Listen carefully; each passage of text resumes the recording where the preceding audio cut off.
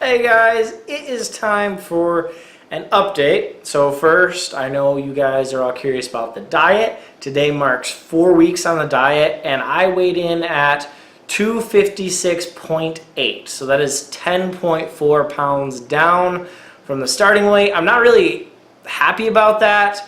I think I set my calories a little bit too high starting out. So this week I've actually lowered my calories by 200. So we're down from 2,500 to 2,300. I was hoping to be able to make it 2 months before I had to lower calories, but it is what it is.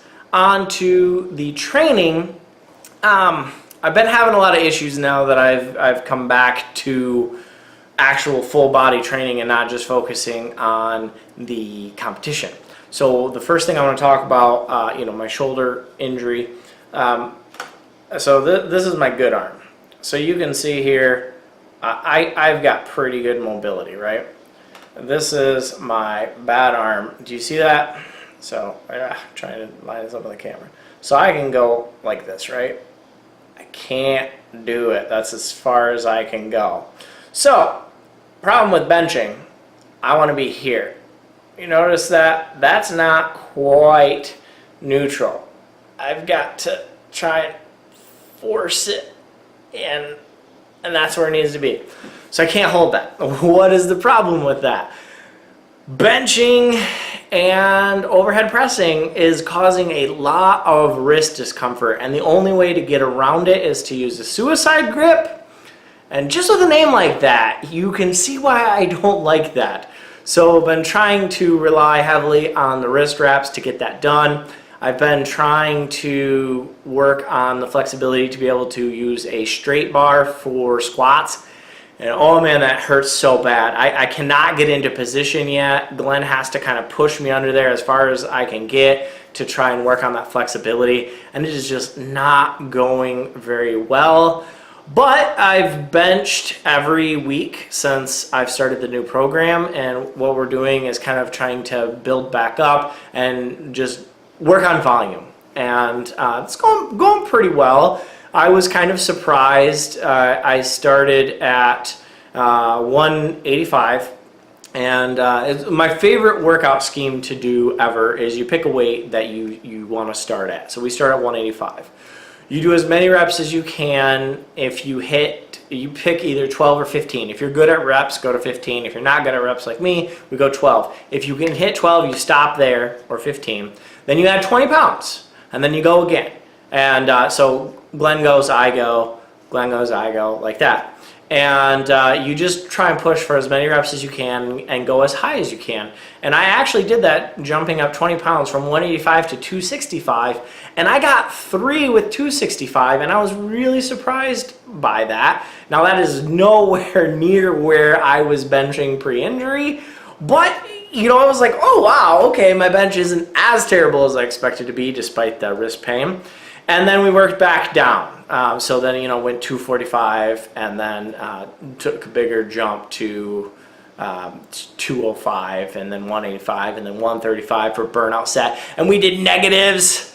Dave was like, you should do some negatives. And Glenn was so mad at me. I knew Glenn would quit if I told him we were doing negatives. So I waited till he's just like, he's done. And I'm like, okay, we're doing negatives now. He's like, what? We're doing negatives. He's like, oh, I hate you. So we've been doing that. We're making sure we're doing back work and really working on weak areas. Been doing some box squats for Glenn to work on his knee and his glute activation. Doing alternating reps and then some moderate weight. We're not trying to go too heavy. I think the most that I've done so far was 425, and I did that for a double, and I was like, yeah, whatever. With the safety squat bar, obviously. And then we've been just doing a lot of reps. Been doing Monday, we're doing overhead, pull downs, biceps, and then deadlifts. And one of the things that we're going to start doing now is conventional 1 week, and then we're going to do sumo, which is something we don't ever train, the next week, and just back and forth, get some muscle activation that we've been neglecting. We're going to do some calves. We're going to just hit all the weak areas. I'm going to be focusing on my lower back and my lower legs. and bringing that all up, working on building my arm strength back up and my muscle size because that's atrophied quite a bit. Glenn's got to work on his quads and his tricep strength and get his core stability back and fix his knee. So that's kind of what we're working on Monday. Wednesday is going to be squats, bench, and rows. And so we're going to really focus on vertical pressing on Monday and then horizontal pressing on Wednesday. Vertical pull downs, so vertical back on Monday, horizontal rows on Wednesday, and then really overload the triceps on Wednesday, get as much as work as we can in there, and then quads with a little bit of hamstring work. And then Friday is going to be kind of like a functional slash cardio day. So like just as an example, I'm not recording right now, guys. It's just we're getting in. I've got another guy that's been coming out, and both of my kids have been working out with us. So I just don't have time to set up the camera and everything. We're trying to keep the heart rate up, with the diet and everything else. So what we did, we got safe squat bar out. It was walking lunges. I don't know how far in my backyard. And then you set it off of yourself. And then we picked up the lightest stone I have, which is 111 pounds. And you ran back as fast as you could. You dropped it. And then we had my tire sled set up with the 138 pound stone inside of it. And then we rode that all the way back. And then we got the log out and did 10 log press. And then that was one round, and we did 3 rounds of that, and then we stopped. So that was like our high intensity interval training. And then we went inside and we did some bench with rows and leg extension, and it's just functional movement. So we're going to be doing farmers walks for distance. The week before we put 405 pounds on the yoke in the pole barn, and we went back and forth as many times as we could, and I think both Glenn and I got like 7 runs, and the pole barn is only like 33 feet long, so I think we probably walked about 25, 27, because you can't hit the wall, obviously, and it was pretty good. It's a functional day, so keep some strongman movements in there, keep our heart rate up, keep the cardio up.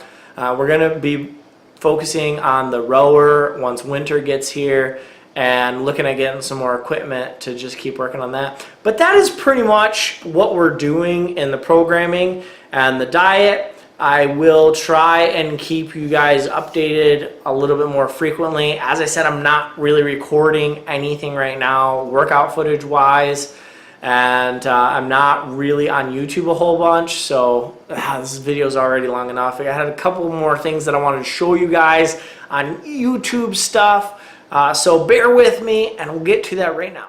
So I just have not felt like being on YouTube lately, but I am keeping track of you guys and seeing your uploads, and I'm putting in my watch later. So you can see here I've got 67 videos to catch up on, and that's going to keep going up. Normally I have 2 or 3.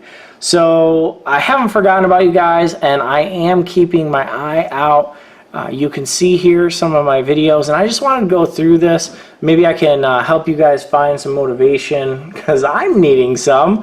Clint Darden. If you do not know who Clint Darden is, and you are interested at all in strongman or powerlifting, I cannot recommend his channel enough. Clint is one of the biggest inspirations that I've ever found, and he just got invited to World's Strongest Man Masters. And you can see there, that's his 40th birthday. I've got a lot of catching up to do on him, but I cannot encourage his channel enough. If you like watching some entertaining lifting, strongman powerlifting, Olympic lifting, you can see I got some super training, juggernaut training systems. Both of those, I enjoy their podcast and informational. Brian Alsrew, again, if you want some how-to videos in strongman, cannot recommend that enough. We've got Matt with bodybuilding. We've got ambient muscle gains. I got to catch up with Brett at All Heart BMG. Richard, I'm behind on Richard's videos, and Richard is one I'm normally right on the ball. I think I've got like 4 videos from him. Grey Wolf Fitness, Tony's Pure Fitness, Tim Garage Workouts. I've got Corey and more Richard. See, just behind. I've got Dave Goy's Chimeric Muscle, Shaylon, I got some Chris Duffin, mad scientist of powerlifting. So you guys can see I'm not watching your videos, okay? It's just in my watch later, and I will get to it. Alan Thrall, again, strongman, you're interested, I recommend his channel. He's got a lot of how-to videos, and he just became a starting strength coach. So some really solid form advice if you're into the starting strength program. John Miller just uploaded something, and I gotta go check that out. And Kevin, it looks like he survived the hurricane, which I'm very happy about. And that is a 30-minute video that I'm really wanting to see how he fared in the hurricane. Hope everything's all right with Kevin, and his house and everything survived. That was pretty scary. And really, I mean, that is a lot of videos, guys. So I will be catching up soon. And I've been working on a couple of things here.